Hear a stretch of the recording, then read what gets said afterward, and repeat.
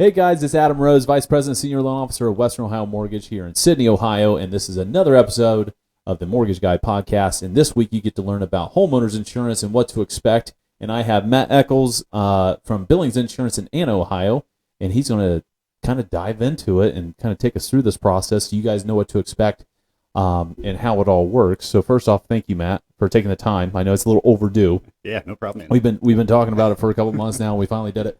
But first thing we've been doing with guests on the show is kind of getting to know you a little bit better. So we do a little bit of an icebreaker, which I usually forewarn people about because I can't think of one off the top of my head that's interesting. So any irrational fears that you have that people can make funny about? Yeah, irrational fear. So everybody's heard the term, you step on a crack, you break your mother's back. Oh, no. Yeah. Mm-hmm. Okay. So I'm constantly just walking, daydreaming, whatever, I'm looking down and I see a crack and I don't walk over it. Well, then it's like concrete's cut every 6 foot. So I literally... So you see a stutter stepping all the time? I stutter step and I'm like, hey, can't do it. I don't know what I'm going to hurt. I don't know who I'm going to hurt, but I'm just not doing it. So childhood fear? Yeah, something like that. Yeah. Superstitious, right? Yeah. Growing up in baseball being my main sport, that's, that we're extremely superstitious people, right? Sure. Going through tournaments, you don't wash your socks, that kind of weird stuff. So that's a childhood thing that kind of carried with you. Yeah. So the first thing we're going to dive into on the homeowners insurance side is a lot of people don't really know what to expect. And it's the same for the mortgage process, right? We do buyer education on, hey, when I talk to you, expect this. Here are some of the questions that we asked and some of the information that you should know that we're going to have to discuss.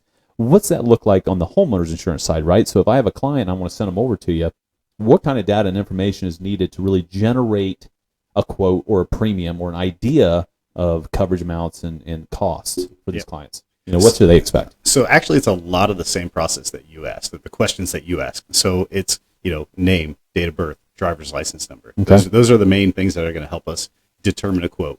And a big thing is property address. What's the place you're buying? Where is it located at? Mm-hmm. And in order to do kind of a soft credit pull, what's your previous address? Where you're moving into this house now, where were you at before? Because a lot of the data is going to pull from that background. Correct. And where you've already been. So it's all through LexisNexis, things like that. So it all comes to that. So that's pretty much it. Household members need to know that type of information. But that can really just get us started. Okay.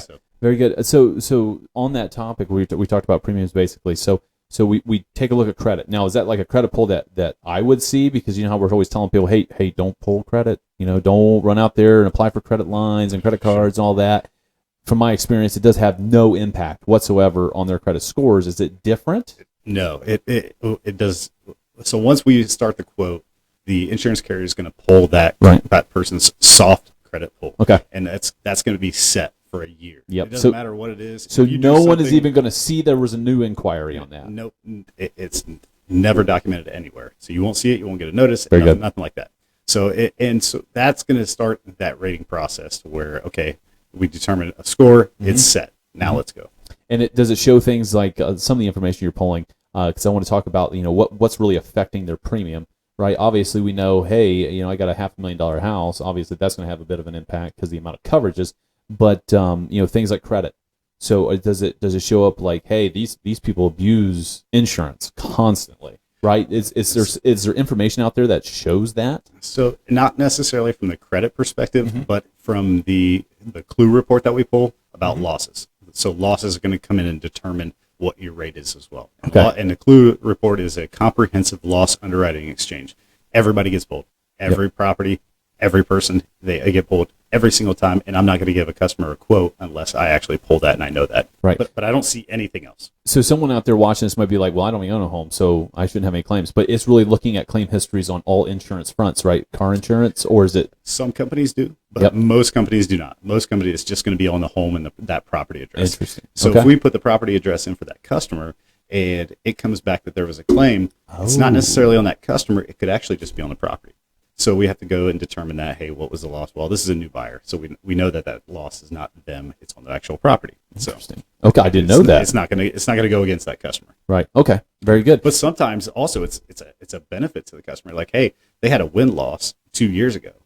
What's the age of the roof? Well, it's only brand 2 years. new. It's brand new. Nice. So, okay, well, we know that based on the loss of the age of the loss.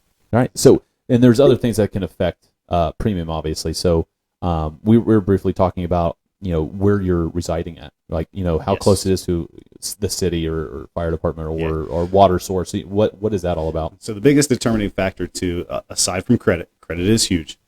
The other one is property protection class. Okay. So we go through, there's several different levels, but basically on a basic number, it's 1 through 10.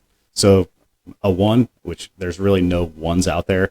There's a couple 2s when you get into Columbus area, Dublin, places like that. There's a 2, but for the most part, we're a 3, 4, 5. So right in that ballpark. Okay. Now you start to get to a 9 or a 10. A 9 they're pretty far away from a fire department. So if they have a loss, and on a 10, they have a loss, the timeline from a fire department getting to that property is going to take longer. Yeah. So to mitigate the damage, it's going to get more expensive and more expensive because it's going to take longer for the fire departments to get Right. So like, for example, myself, I'm probably 7 or 8 miles away from the You're going to be a protection closest class 9 or 10. But it's a volunteer fire department. Does that also have an impact? Absolutely. Yeah, exactly. Yep, absolutely. So they're not there just waiting on the call. So they got to get out, get in their truck, drive to the station, and Right. jump in and go. Right. So yeah, it's going to take a little bit longer. So does it help to have like water sources on property or anything like that? Does that impact it at all? It's not a huge determining factor, but they like to know. Right. So some companies will ask, is there within 1,000 feet, is there, a pond or something like that? Right. But is it going to change the rate? Not necessarily, because the fire departments and ISO are determining that class already. All right.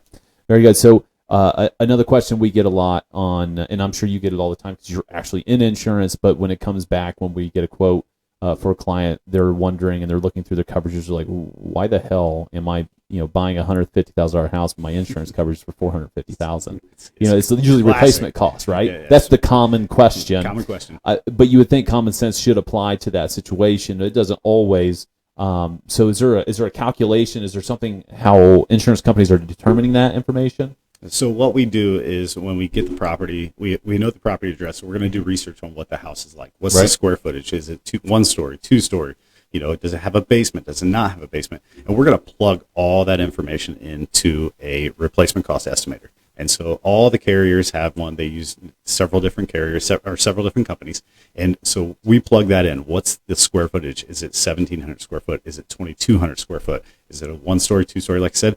Is it a Cape Cod style? Is it not? We go through all of that, and we're going to determine that's going to help us determine what the cost is to replace that house. Mm-hmm. And so when you buy a house, it may be older house downtown, but it has a lot of square footage with it. So what's the cost to replace that house as opposed to what the market value is? Those market values are typically a lot lower. Right. However, the replacement cost on that property is a lot higher. So you're talking, what we look at is in building costs right now is anywhere from $200 to $300 a square foot. Right. Well, if you look at a purchase price, it may not be that. It may be 100, 110.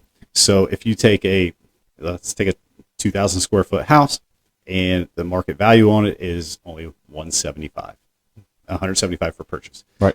We're going to probably insure that for $350. Right. And that's just how it is. And because we don't care about what it costs to buy it. With insurance, you're buying, what does it cost to replace it? Right. So if that house was a total loss at this point in time, right now, what do we have to spend to fix it and rebuild it if it was a complete loss? Right. Yeah, and it's taken into account, custom builds, it's taken into account skilled labor, the cost of material, and which, obviously since COVID hit, we've seen go up dramatically, right?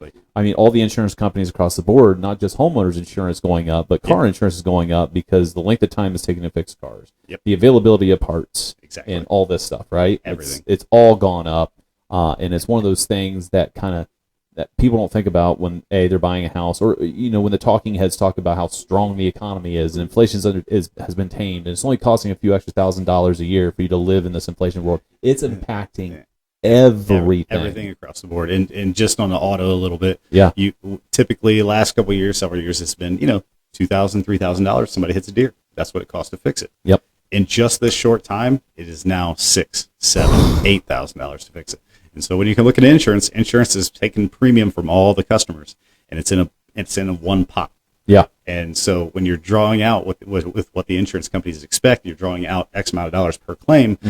The actual claims haven't changed, or the amount of claims haven't changed, but the cost to fix those customers, that has changed drastically. Yeah. Drastically. And it's the same thing in homeowners insurance, right? So it's not saying, oh, we've had so many claims over the last 2 years, that's why it's going up. It's just, if we have a claim, it's 50% higher than what it used to be before. Right? Yeah. Exactly. So, and another thing is, because I get calls all the time if something goes wrong with a house, or like an AC unit goes out or HVAC unit goes out, and they say, hey, does my homeowner's insurance cover this?